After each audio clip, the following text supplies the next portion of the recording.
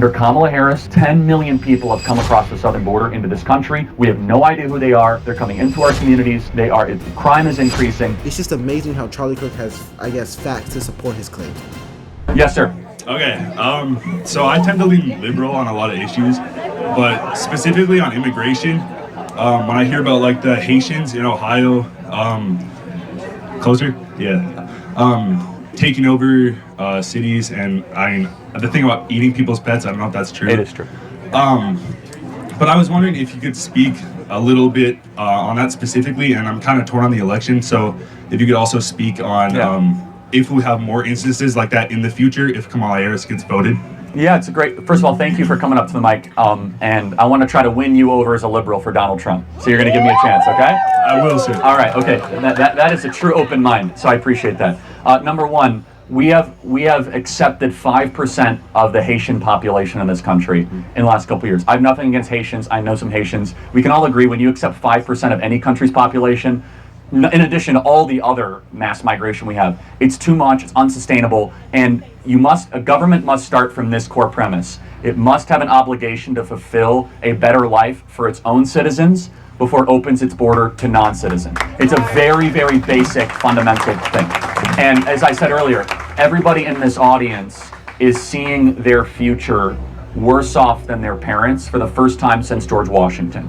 That's a big deal. Usually. And this is a type of topic that really hits a lot to me because this does affect my generation a lot. I think it affects every generation, but it's particularly interesting for Generation Z because this is our first time becoming adults, and this is the adulthood we're being pushed into.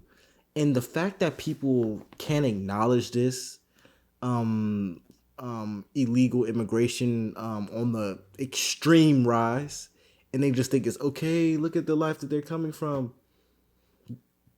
The problem is that, for one, it's illegal, but people tend to ignore things that are illegal now, whatever. The problem is that you see a generation, even their lives are getting worse. Prices are going up, inflation is high, homes are high, everything that we want and need in life is just high, everything. You see this happening, and you still vote for something that you know will not benefit the country. When I see that happen, man, it annoys me so much. It really, really upsets me to the point where I can't even stand. But anyways, let's continue. I hope you guys enjoy this video. Let's get it. Usually, at least kids are as good, if not better, than their parents, and we have that broken. As far as Donald Trump goes, there are three things I want you to think about when voting for Trump. Number one, home ownership. I imagine you want to own a home sometime in your life, right? Yes, sir. All right. In order to own a home, you would have to make $125,000 a year right now just to be able to get the mortgage. That doesn't count your medical expenses, your student debt expenses, your credit card expenses. When Trump was president, it was $75,000 a year. We were building millions of new homes. Incomes were going up. Why is it that the housing prices have gone up so much? Because Kamala Harris and Joe Biden have spent $6 to $7 trillion of unnecessary federal spending, flooded the zone with these trillions of dollars, which have inflated asset prices. Number two, as a liberal, I imagine you don't like war, right? You don't like endless war. Under Donald Trump, it was the first president in 40 years where we had no new wars. No Iraq war, no Syrian war, no Russian-Ukraine war. Under Joe Biden and Kamala Harris, we have the Russian-Ukrainian war that we've spent $250 billion on. We have the terrible situation in Israel and Gaza. I'm very pro-Israel. We can all agree, though, not a good situation, right? Not favorable. It's just bad. A lot of human suffering, not good to witness. Under Donald Trump, none of that happened. In fact, he brought peace to the Middle East. We had the Abraham Accords, and we had a stable international circumstance. The final thing is the border. Under Donald Trump, the southern border was the most secure it was in American history, with border crossings at an all-time low.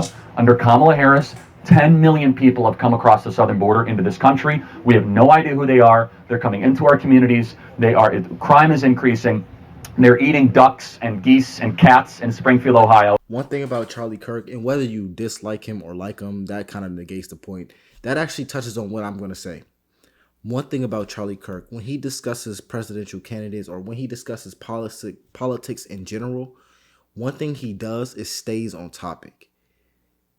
He will list things that actually happened for why he would support Donald Trump or may not support Donald Trump or support someone else.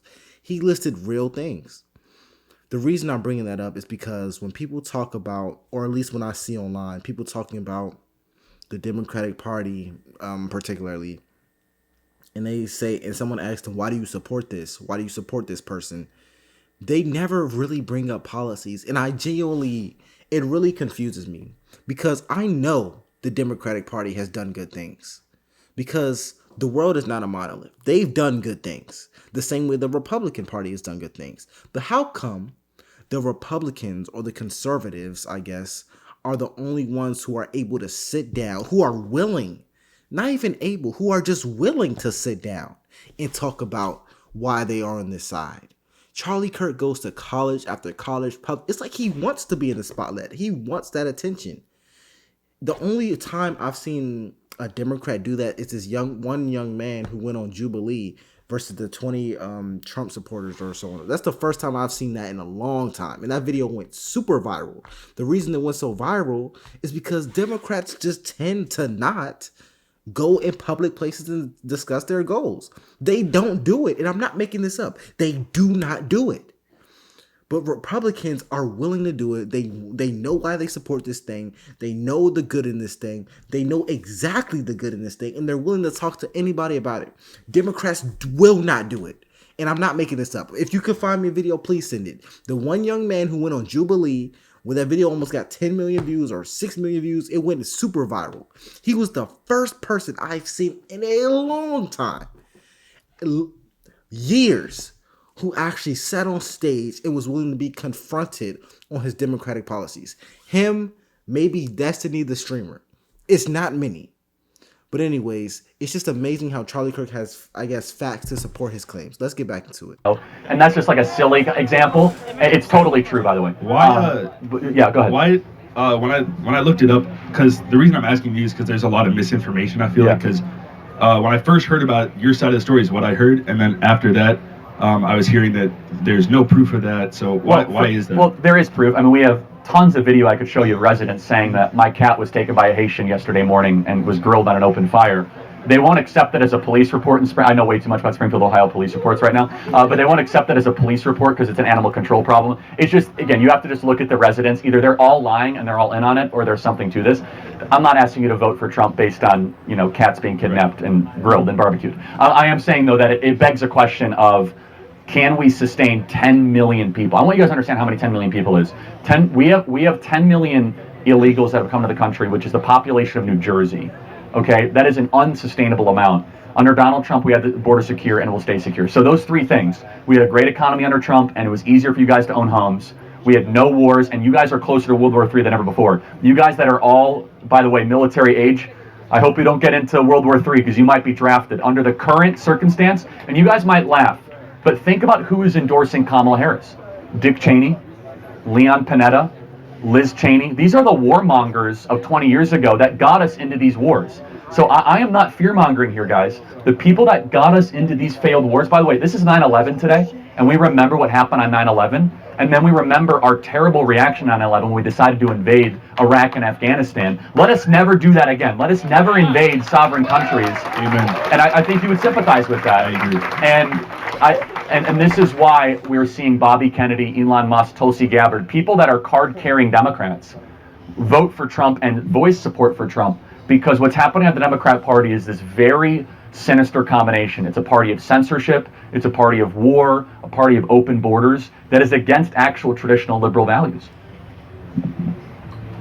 I agree. Wow, he converted him to a fan.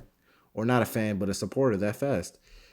He probably did because he actually listed real things that people actually care about, such as the economy or wars happening or the housing market, just day-to-day things that actually affect people's lives. But anyways, if you have any suggestions, comment down below.